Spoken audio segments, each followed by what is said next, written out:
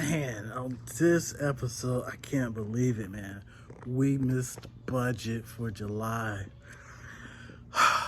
And I had to sell my van. Can't believe it. Also, too, we're going to be going through some of this LG onboarding things. And I missed the call because I was in Dallas. A lot going on. We got Appliance boot camp today on the small screen. It's been a crazy day. So, man, but had to get a little bit of mic, man. A little bit of mic when I check over what happened today. What's up, y'all? Just finished the LG training with my office manager and a couple of the CSRs, and it's going in phases, right? So I originally missed the training because I was out at the mastermind in Dallas last week and the week before last, and so they, kindly kind of rolled back the beginning of what they told us while I was out. So I got up to speed on that part, and then today they walked us through how to do the invoicing in the system. So I believe LG, is going to be a pretty good partner for us.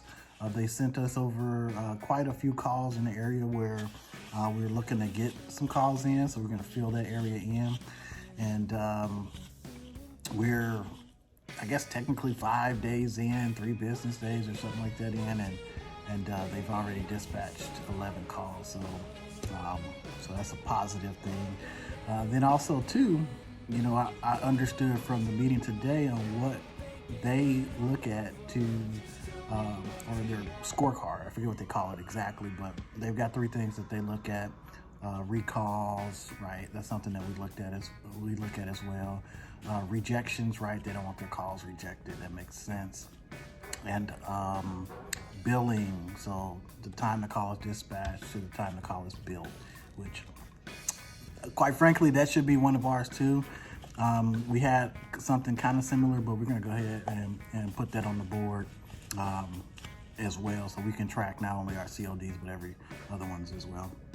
But it went well. LG, they were nothing but nice on the call, and but this is a good time.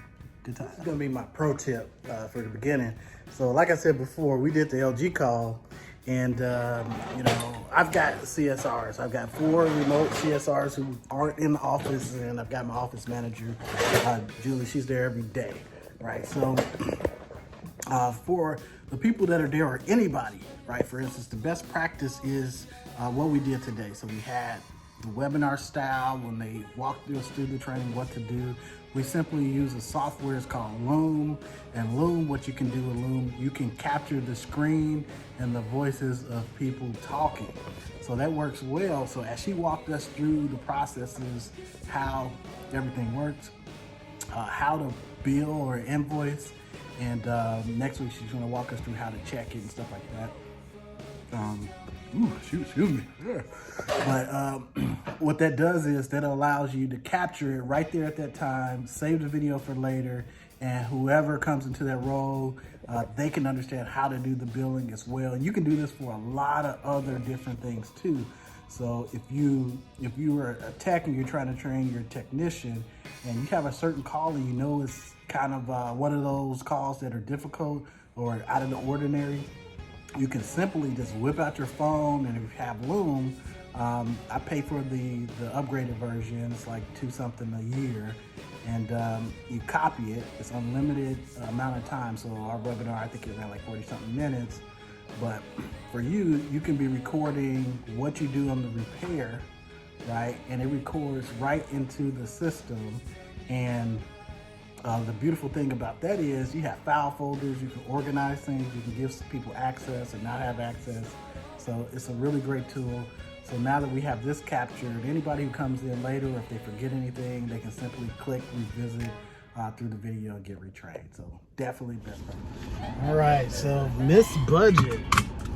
It is the start of August, and man, so we go back and it looks like we missed budget by good amount too, so it wasn't even close. So if you watched any of my other videos, you know that July historically is a slow month for us. And something unique too that happened this July was at the very beginning of the month, before the month started, we had a guy leave. So we lost one technician. And one thing I don't think I talked about in the videos was for a week, we had 2 guys go down with COVID. So we got struck, 1, by losing a technician, and 2, we lost 2 whole guys for a week due to COVID. So, you know, with that being said, when you put everything in perspective, yeah, we were gonna miss budget. It was no way possible that we were gonna make the budget, okay? So you gotta ask yourself, okay, as a business owner, you're not gonna make budget every single month, right? Not even if you have employees or not. So if you're by yourself and you get sick, right, you're not gonna make that budget. So things happen. So what that means now, and then I end up losing another guy last week. So 1, I have 2 positions to fill, and I have another position that I had on the board to fill in October anyway. So I'm just gonna go ahead. I put both my jobs on Indeed, so I use Indeed. Also with that, because you know I'm an Amex Platinum card holder, when I boost my jobs on Indeed, you get an Indeed credit. So you know that's another benefit, right? So I use Indeed. I used it before I even know there is a credit that exists, but I saw that there is a credit on the card, so I can boost the job posting through Indeed and then get that credit through there. Second, Indeed is a great tool. So I posted the positions on Friday, and throughout the weekend, I think total Monday coming back, it was like 25 applications. I dwindled down to 8. I called all yesterday. So that was like one of my big chunk of time on Monday was to just call through all these applicants and vet them out. I end up getting 5 appointments scheduled for this Wednesday, of which we're looking to see if we can hire 2. So, and then in between time, we'll still monitor the resumes to see, you know, what comes in. But that's basically how I do it, how I monitor it. And the other thing too, I did sell my van. I didn't sell my van because we missed budget, though. Although that's a little funny. The reason why is back in November, I purchased 6 vehicles, 3 of which I took ownership right away, and 3 of which I had to order from overseas. If you've talked to me, you would have known that my first 5 vehicles that I bought them all cash. So bought them all cash. And the one that I sold that you saw earlier in the video, that was the very first vehicle I had purchased. That was the van. It was a Chevy City Express 2015. It had like 90,000 miles on it at the time when I purchased it, and I paid roughly $10,500 with taxes or something like that. So when I sold it, I actually made more selling it than what I did when I purchased it. So that was a good one. But right now I'm switching. We got the 4 Transits. I got another notification that all 3 should be here pretty soon, and I even got a text message from the sales rep that at least 2 of them, the bill of sales have been created, which basically means they're in the United States at this point. So I got 2 of those Transit Connects coming, or 3, 2 right away. 1 is probably about a week behind. Okay, so that's it, man. Sold the vans, made a little money on that. Missed budget, but that's all good. We're gonna go ahead and hire, and you know, right now we'll see how this LG goes. So I'm not crying too bad. we rolling off the quarter, and you know, we opened up July with a bang, or was it July, June? Well, we ended the quarter with a bang. So we'll continue to roll over. August is a pickup month, so we plan to pick up, and then we booked almost 20 calls on Monday. I gotta check and see what it's doing today, but yeah, we're gonna continue to roll, and then we'll roll into September, and then hit this last quarter of the year.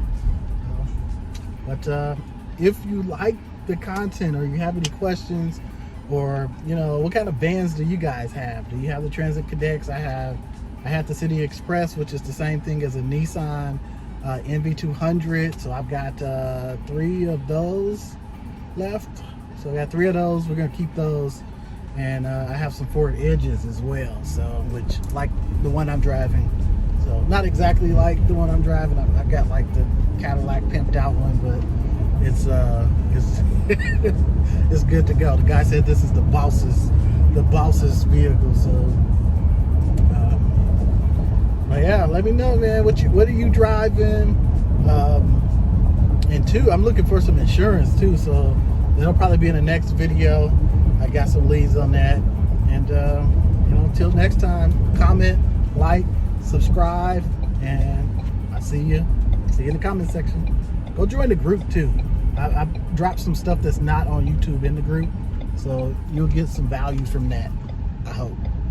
All right, now, peace.